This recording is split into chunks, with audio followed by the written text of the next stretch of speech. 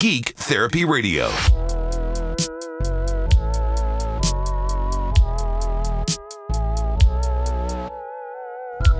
Welcome to the Geek Therapy Radio broadcast. I promise in this episode we will stick to the geekiness. Thank you for letting me get it out of my system. In the week prior, I kind of went off. The second, third thing was pretty segment was pretty opinionated, so I thank you for bearing with me. Especially thank you to any those of you out there who might lean conservative. It's just what I know from the past 12 years of doing radio. It's only what I could speak to. It's not a shot at anybody individually. It's not a shot at any hosts individually. It's not a shot at any listeners individually. But I just I like to, every once in a while I feel like I need to expose what's really going on once in a while behind the scenes of corporate radio. I'm a geek about things. I like to kind of peel the cover back a little bit and see how the inner workings go and tell you guys how the inner workings go. But it dances way too close to the line and over the line of getting into political opinion. So thank you for bearing with me, but I promise that this episode is going to be full geekiness, and I'll keep it in mind, and I'll keep reminding myself, and y'all will keep reminding me too, to kind of keep it on geek here at Geek Therapy Radio. So that's exactly what we are going to do now. The first story that I wanted to bring up is, for those of you who don't know, maybe some of you aren't into cryptocurrency mining. You've heard of cryptocurrency, you've heard the term mining. You basically know what it is. If you know a little bit more about what it is, if you're a little bit more in tune with cryptocurrency mining and Ethereum mining and Bitcoin mining and Dogecoin mining and all that kind of stuff, and you are a PC gamer at the same time, you know how hard it is to get graphics cards. I have talked about how hard it is to get new graphics cards and even used graphics cards here on Geek Therapy Radio ad nauseum. A few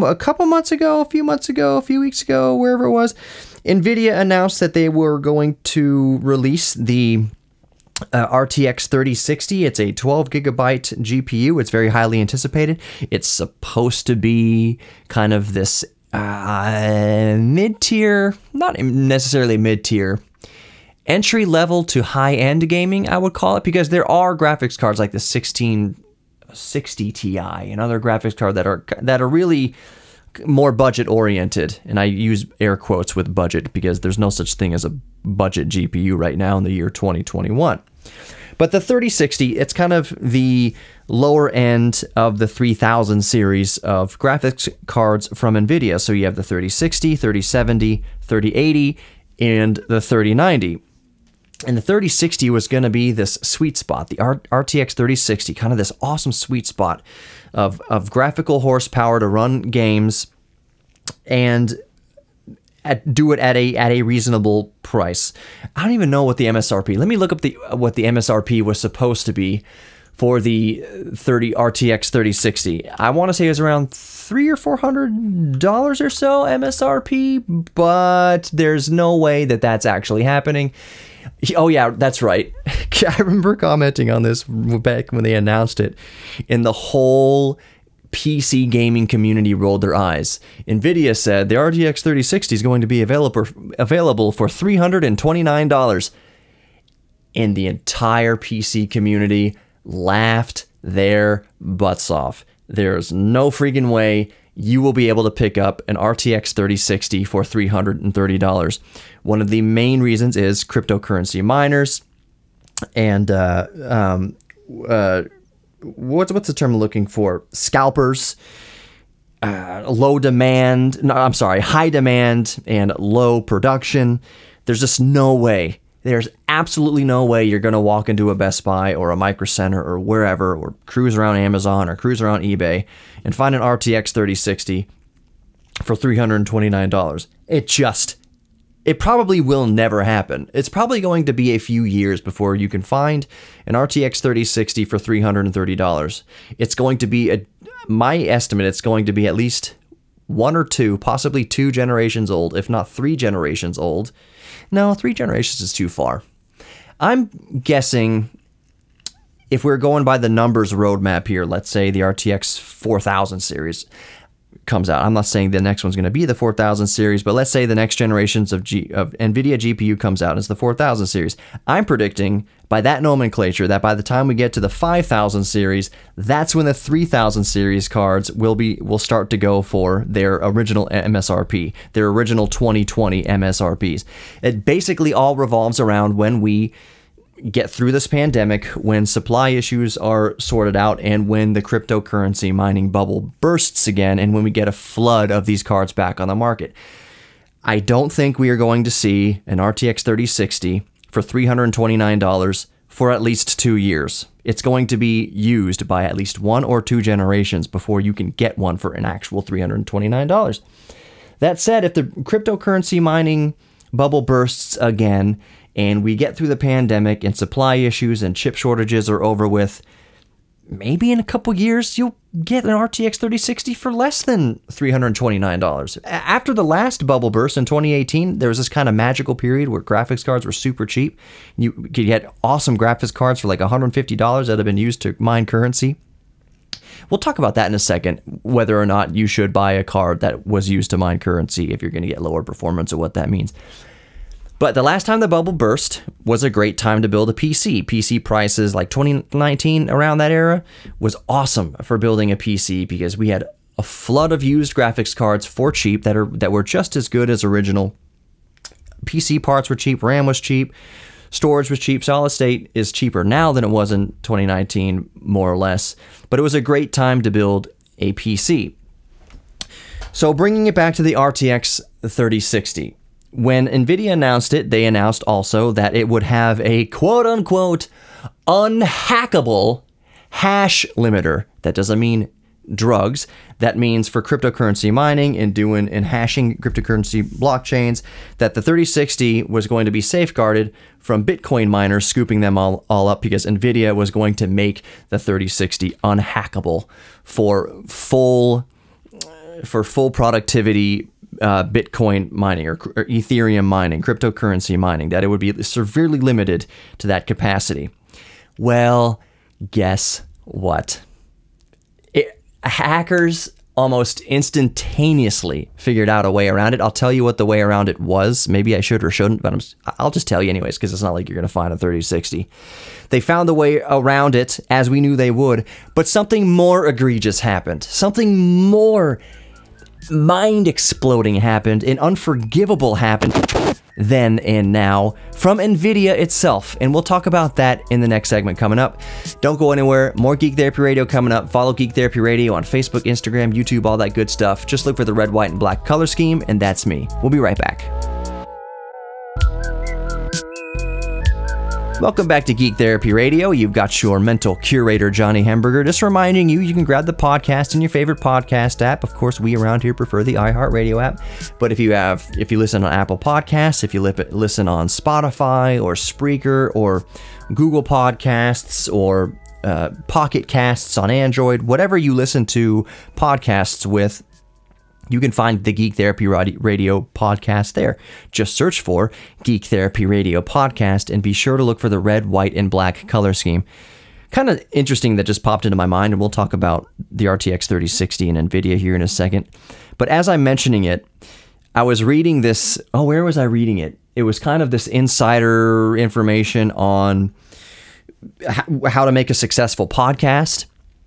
And one of the things I read, it was basically interviewing a lot of creators and a lot of network owners. So a lot of podcasts are owned by kind of bigger parent podcast companies like Earwolf and such like that does the Comedy Bang Bang podcast. There's a lot of podcasts that exist underneath these separate podcast companies. So they were interviewing, who was it? I'm forgetting exactly what company it was, what the podcast company it was, but the owner of the company who started podcasting back in like 2004, 2005. By the way, podcasts are called podcasts because you could download them to your iPod back in the day, podcast. Basically, he said, if you want to create a new podcast, do not create a geek-oriented podcast. And I was like, oh, great. Glad I did that a couple years ago. Wonderful. I mean, yes, this is a radio show. It is 2021, so a lot of people listen to podcasts, obviously. And he was just saying for his network, when you pitch a new show that you want to be included on their network, they're just saying it's not impossible to get a geek-related podcast going on their network or sponsored on their network, but there's thousands of geek-related podcasts, so if you want to be original and stand out, maybe not go with the geek genre. So, welcome to the Geek Therapy Radio podcast on the radio. But again, they were saying we're not that you shouldn't start a geek-related podcast, just that it's been done, and that if you want one to stand out, you have to figure out an angle, figure out a way for it to stand out. And I have maintained since I first started Geek Therapy Radio, and how I encouraged other people to create content, or if they wanted advice on creating content, that people, whoever subscribed to me right now, if you're listening right now and you have subscribed to the Geek Therapy Radio podcast, it's not just because you subscribed to the kind of content and the data that I'm putting out there. It's because you've subscribed to me. And a lot of times when we subscribe to podcasts and we get we see a new notification on our phone or whatever, that a new podcast from Waveform, MKBHD has come out, or a new podcast from Austin Evans or whoever has come out. These are big YouTubers who have also wisely started podcasts. That it's because you're familiar with that person. It's kind of like a safe space in your mind and heart, and a familiarity with that person, that creator. So it's not necessarily that you're tuning in to hear Marquez Brownlee talk about a new iPhone. It's that you're tuning in to hear Marquez Brownlee talk about almost anything. Yes, of course, you want him to stick on the topic, but you become familiar with Marquez, you become familiar with Austin Evans, you've become familiar with Comedy Bang Bang and all those comedians I cast. It's something comforting, and you look forward to that comfort each week or whenever they release the podcast. So I know that when you subscribe to Geek Therapy Radio, it's not just that you're subscribing to the actual topics that I'm talking about. I know a lot of it is that you are subscribing to me. And I've said from the beginning that I like to think that I'm building a family here. No, obviously I can't come out and visit all of you all the time or talk to you individually 24 hours a day. But I mean, if you email me, I'm pretty good about getting back to you. Really good, actually. Just ask anybody who ever emails me. I usually respond pretty quick. And if I don't respond pretty quick, it means something fell through the cracks, and I'm sorry, and I eventually get to you. But feel free to email me. That's a good segue. Johnny@geektherapyradio.com, JOHNNY @geektherapyradio.com. You can also just go to geektherapyradio.com, and the first thing you see is a form. And I reinstate every time I mention that it's not signing you up for any sort of mailing list. There's no advertisements, no nothing like that. It's literally just to send me a direct message.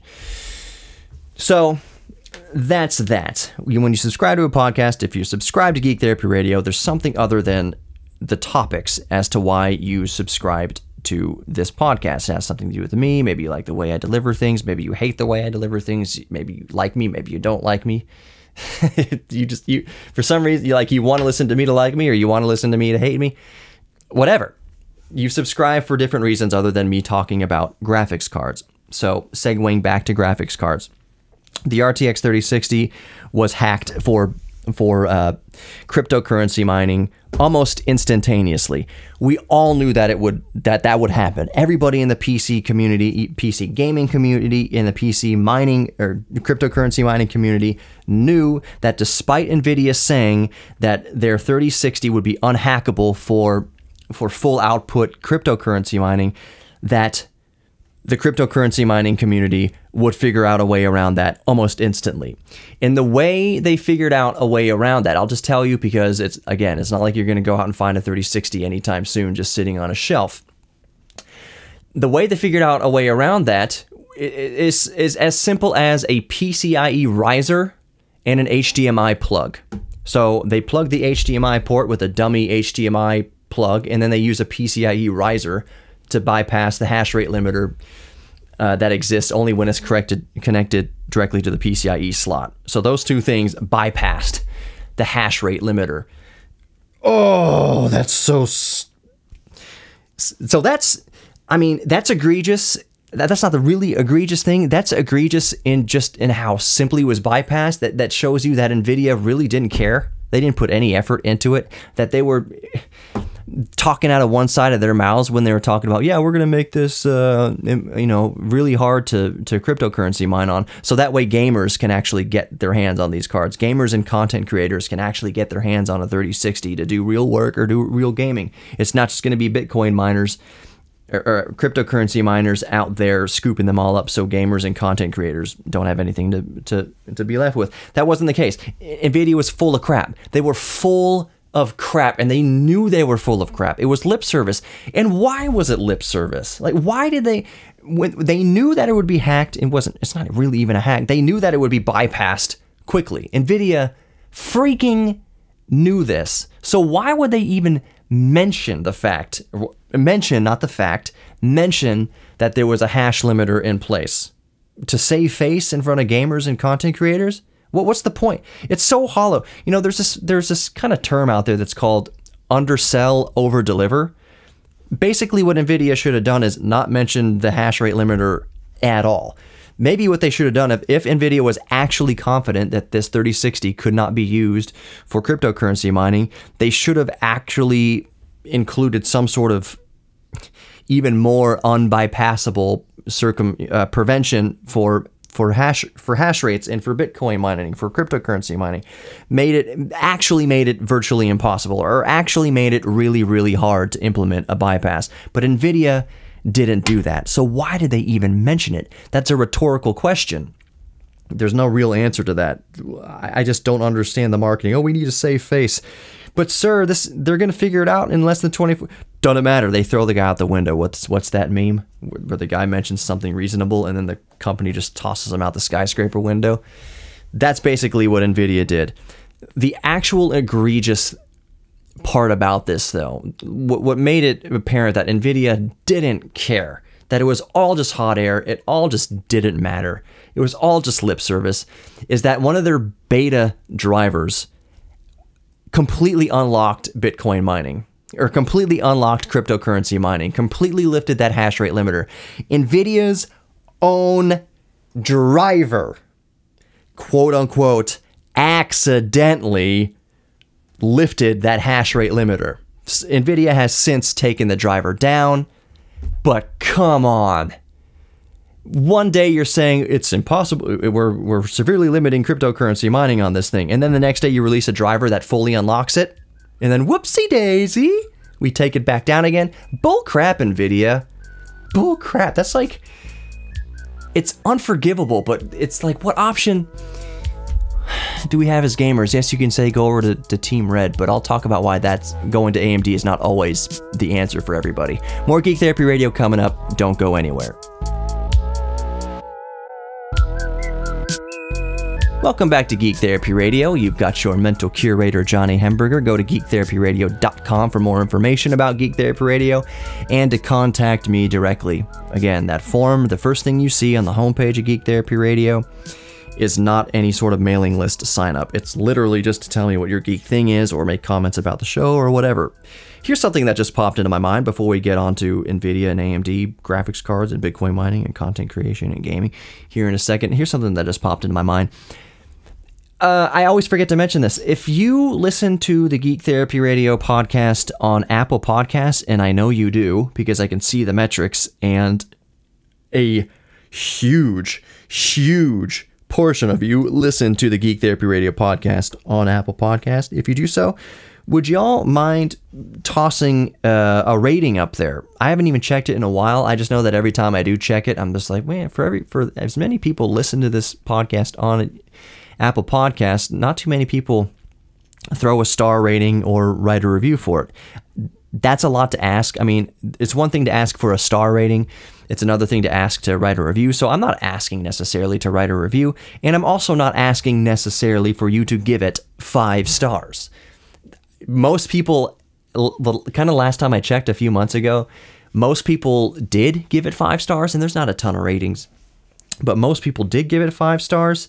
And then there was one turkey that came along several months ago that gave it 1 star. This guy like followed me around on all the social media stuff. He was my first kind of stalker. It didn't last very long. It only lasted a few days. He went around to my YouTube channels. He went around to Instagram and Twitter and stuff like that. And it was just being like, this guy sucks. This guy's terrible. Like, whatever. I'm like, man, you were obsessed. Why? like most people, not to get too derailed here, but most people, if you don't like a podcast, or if you don't like a movie, if you don't like a thing, if you don't like a radio show, you just turn the channel or you stop listening to it or whatever, and that's that. It always makes me kind of wonder, like the mind of a bully, if you didn't like something, why would you then follow that content creator around to tell them how terrible what they're doing is? It makes that person seem off kilter, that like they need help. And what I mean is their words don't really hold any water. It would mean something if it was a one-off thing and it was a really critical type of review that was kind of kill them with kindness type of thing. Like if someone leaves a criticism that's very well thought out and very kind of analytical and surgical, and they bring out the scalpel and they dice up the reason why Geek Therapy Radio just isn't that great, that holds way more weight. That cuts way more to the core than just somebody following you around on all your platforms telling you suck. Well, why? Like, you're not giving any reason. You're just being a bully and telling me why I suck or why you think I suck. And that's a little bit... I'm concerned for you at this point why you would follow me around everywhere to tell me that. Because usually, like I mentioned, if somebody doesn't like something, they just stop listening to it, they just stop watching it, and it's not really a big deal. So anyways, all that back around to say, if you are listening on to Geek Therapy Radio podcast on Apple Podcasts, if you're so inclined, leave a star rating. Like I said, you don't have to leave 5 stars. I would like it if you left 5 stars, but you don't have to. If you think it's 2 stars, if you think it's 3 stars, even if you think it's 1 star, just interact in that way. That'd be cool. And I guess that the same goes for any way you listen to the podcast. And maybe if you're on Spotify and you can leave a review or something like that, leave a star rating, whatever.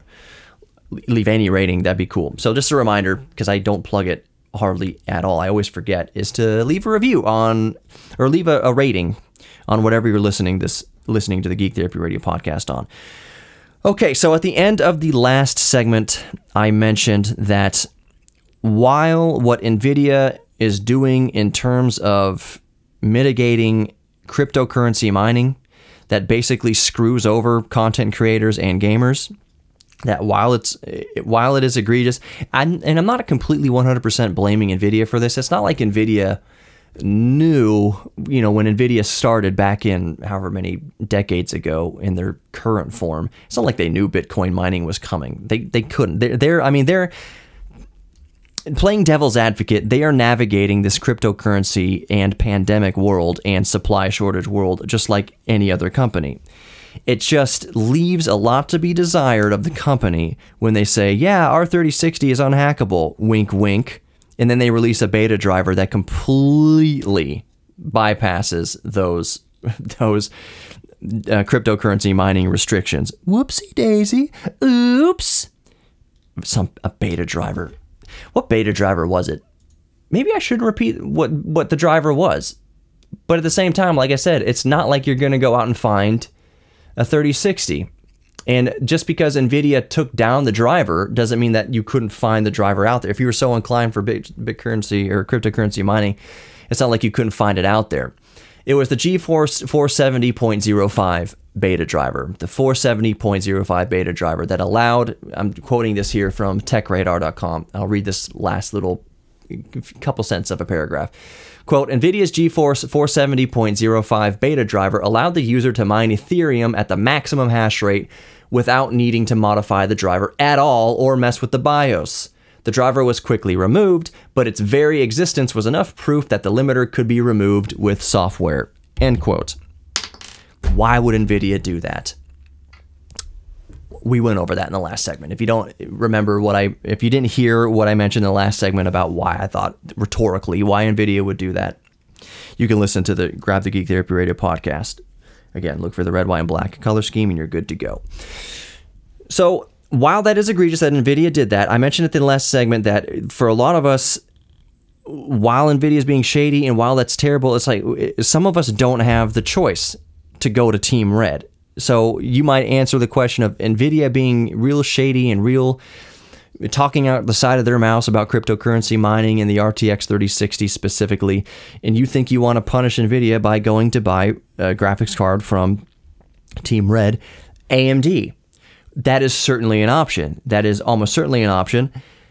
Graphics cards, no matter who they're from, what manufacturer they're from, are still hard to come by. It's very hard to find a 6800 XT, for instance. It's very hard to find a 5700 XT from AMD, for example.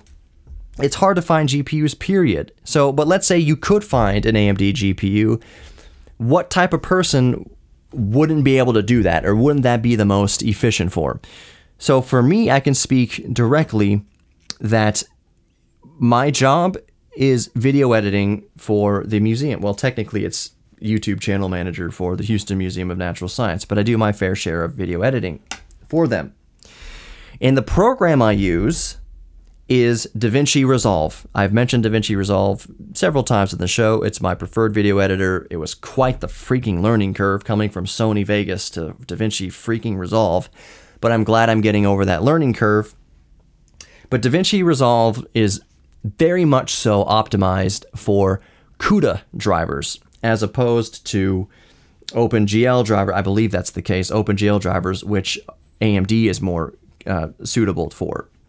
Stream processors, whatever you want to call them. DaVinci Resolve is way more optimized for Team Green. They're way more optimized for CUDA cores, which are from Nvidia. So DaVinci Resolve is much more optimized for Nvidia graphics cards. You can certainly use AMD graphics cards with DaVinci Resolve. It's just not going to be as good of an experience. So for professionals whose workflow is most optimized for CUDA, that means that we don't always have the option, the efficient option, to go for AMD, even if you could get equivalent AMD cards. It's one of those things, and pardon me for cursing here, I try to keep it a PG show, I'm going to say the D word. It's one of those things where right now in 2021, if you're a gamer or content creator, you're damned if you do, damned if you don't. It's much less of an issue for gaming. Yes, there are games. I mean, there are games. Most games are going to either run better on an AMD graphics card, or they'll run better on an Nvidia graphics card.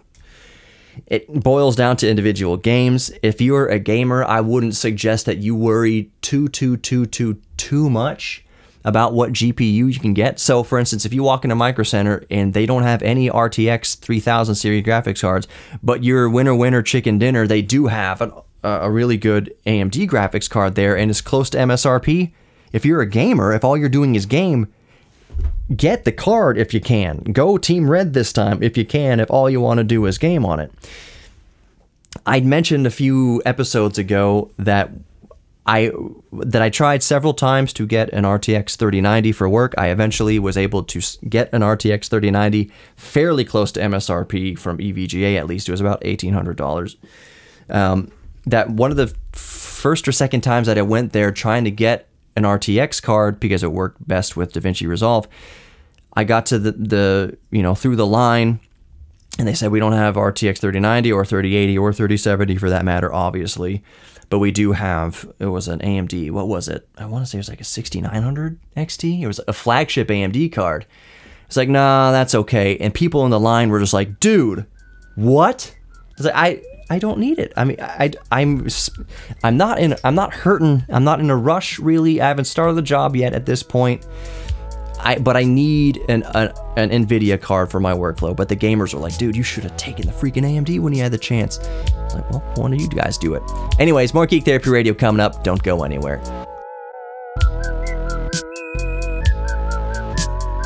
Welcome back to Geek Therapy Radio. You've got your mental curator, Johnny Hamburger. By the way, I think this is episode 200.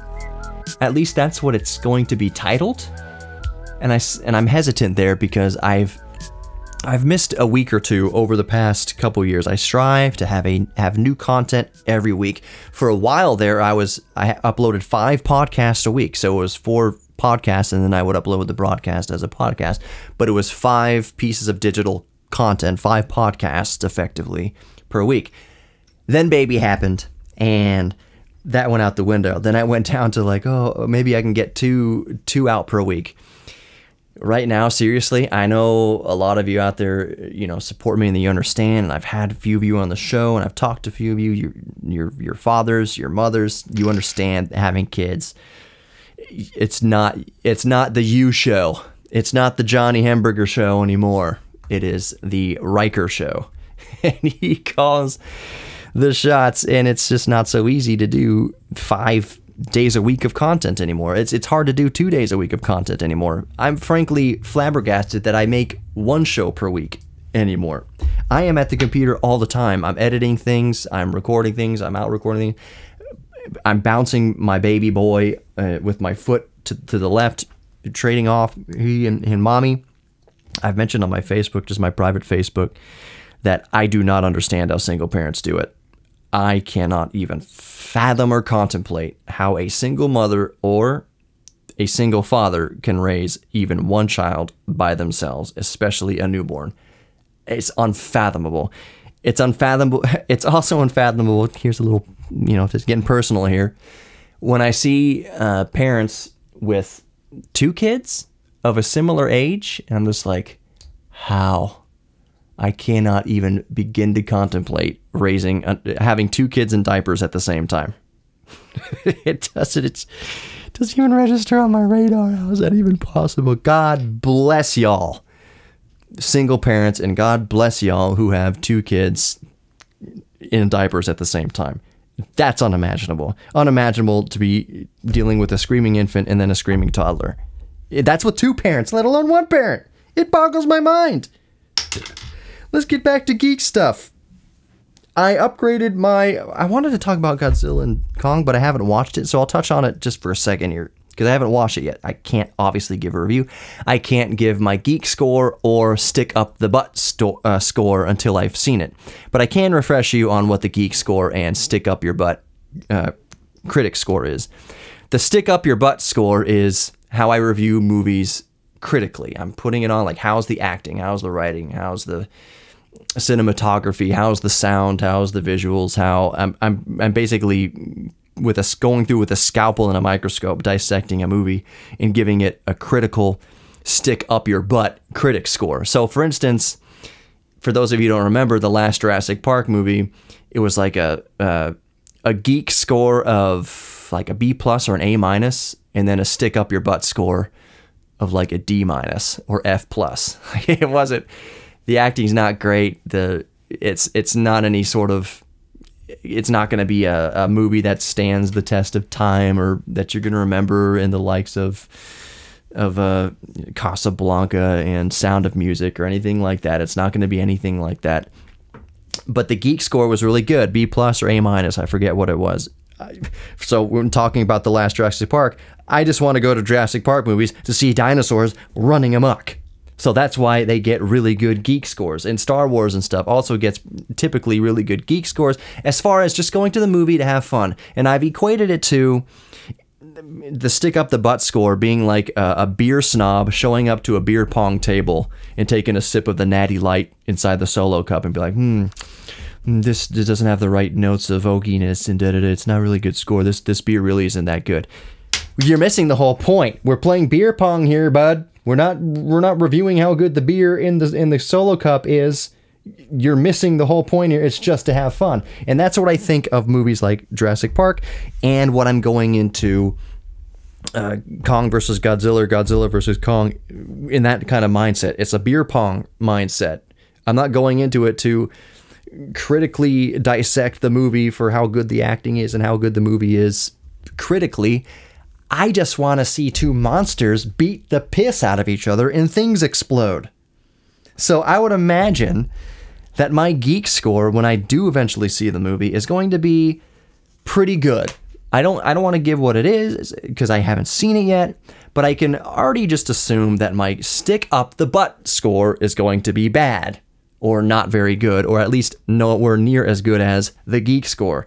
I've seen trailers of it. The trailers basically show King Kong and Godzilla smashing aircraft carriers and beating the crap out of each other and shooting lasers out of their mouth. It looks awesome. And that's all you want to see from a King Kong Godzilla movie is things exploding and blowing up. So I don't imagine how the geek score would be very bad. I haven't seen it yet, like I mentioned, so I'll just get off of it. I want to see it. I just wanted to refresh you, if you're a new listener especially, how my scoring system works. There's the geek score, and then there's the stick up the butt critic score, and they are usually very different. Actually, you know what? The only movie that I come to mind, and I don't want to talk about it too much because I get too butthurt about it, especially if you're a longtime listener of the show, you know what I'm talking about. The last Dumb and Dumber movie with Jack Daniels and Jim Carrey. Jeff Daniels and it would have been better if you had Jack Daniels, but Jeff Daniels and Jim Carrey, the latest canon of Dumb and Dumber movie, was the worst movie I have ever seen in my entire life. What year did that come out? 14 or 15? It was the worst movie ever. The geek score would have been an F-. The critic score would have been bury me 6 feet under the ground. Terrible. It's so horrible. And there's people out there that say, oh, I like The Last Dumb and Dumber. To each their own. I have to kind of like swallow it and let it go. Like, no, it's bad. Let me tell you why it's bad and why your opinion sucks. But I remember people are allowed to have their own opinions. If you like The Last Dumb and Dumber movie, here's a perfect example. The original Dumb and Dumber movie. I think it's one of the best comedies of all time. I think it is critically well written, and the jokes are well timed. I didn't know I was going to go off on such a tangent here. But let's talk about farts for a second and fart humor. So there's fart humor like in the latest Dumb and Dumber movie, which is basically just shock value. There's no build-up, there's no writing leading up to the fart. It's just a fart put in there for fart's sake. That's stupid. And I am a huge fan of well-placed scatological fart type of humor, but it has to be like nuanced. So for instance, a lot of people don't like the first Dumb and Dumber. They think it's lowbrow and stupid, and they will quote the scene where Jeff Daniels has massive diarrhea. I talked to James Rolfe like a year or two ago on a show about this. I had him on the show. We were talking about this. And the diarrhea scene, which in the release version is like half as long as it was in the director's cut. It was like twice as long in the director's cut. But here's the reason why that is one of the funniest moments in movie history. It's not because it's just a big, giant, several minutes long sound effects of diarrhea and Jeff Daniels lifting his legs off the ground like he's about to blast off the toilet. It's not just because of that. It's because, if you'll remember, it is so expertly written. It is just an expert payoff to a joke that had been set up several scenes ago, several minutes ago, where Lloyd is sabotaging Harry's date by pouring like a whole bottle of X-Lax in the coffee. So by the time you get to the payoff to that, you're remembering several scenes ago where it was written in here, and you almost kind of forgot that it happened in between then, and then you remember, oh yeah, it's because Lloyd put so much X-Lax in the thing to sabotage the date.